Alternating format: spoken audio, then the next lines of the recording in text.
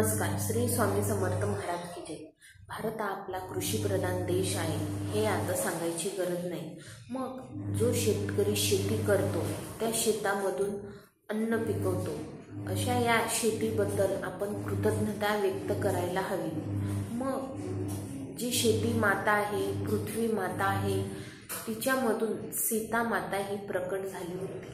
म्हणजे सीता मातेचा जन्म झाला होता आणि त्या जमिनीतच त्या विलीन झाल्या.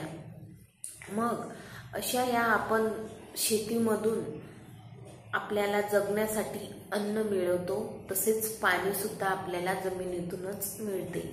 मग अशा या जमिनीबद्दल आपल्याला जर कृतज्ञता व्यक्त करायची असेल तर जे काही 4 मुहूर्त आहेत, दिवाळीचा दसरा, दिवाळीचा पाडवा, चैत्र पाडवा आणि अक्षय तृतीया, या 4 मुहूर्तावर आपण ज्याच्याकडे शेतजमीन आहे, शेती भरपूर आहे, त्याने काय करावं, जेवढी शेती असेल त्याच्या मधोमध, म्हणजे जर शेती अशी असेल तर ह्या साईडला किंवा त्या कोपऱ्याला असं न करता शेतजमीन जेवढी असेल त्याच्या मधोमध एक खड्डा करायचा आणि ह्या 4 मुहूर्तांमध्ये प्रतिवर्षी या 4 मुहूर्तावर नैवेद्य द्यावाच.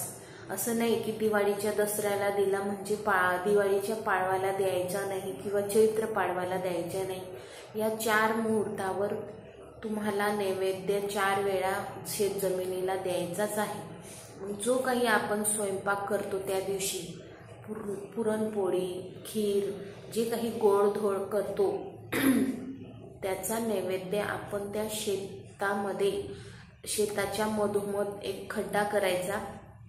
तो नैवेद्य आधी खाली खड्डा केल्यानंतर खड्ड्यामध्ये पाणी टाकायचे, जे थोडंच पाणी टाकायचं, त्यानंतर नैवेद्य ठेवायचा आणि तुळशी पान ठेवायची आणि त्या नैवेद्याला पाणी असे गोल फिरवायचे आणि हे सीता माता, तुझ्याकडून आम्हाला अन्न मिळते, म्हणून आजचा हा जो दिवस आहे तो आमच्याकडून आम्ही कृतज्ञता व्यक्त करीत आहोत की तुम्ही आम्हाला अन्न देतात, म्हणून तुम्हालाही आम्ही काहीतरी द्यावं, या भावनेने आम्ही हा नैवेद्य तुम्हाला अर्पण करीत आहोत.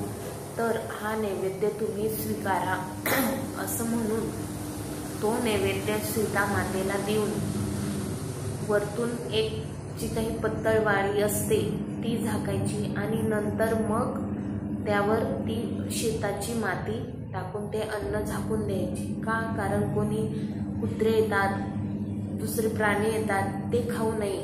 तो नैवेद्य कोणासाठी आहे तर सीते मातेसाठी. म्हणून असं ते नैवेद्य झाकून त्यावर ती माती हे करून सीता मातेला तो नैवेद्य असा अर्पण करायचा. वर्षातून 4 दिवस कोणते? दिवाळीचा पाडवा, दिवाळीचा दसरा आणि चैत्र पाडवा आणि अक्षय तृतीया, ह्या वर्षातून 4 वेळा आपण जर सीता मातेला नैवेद्य अर्पण केला तर नक्कीच सीता मातेकडून आपल्याला भरभरून मिळेल.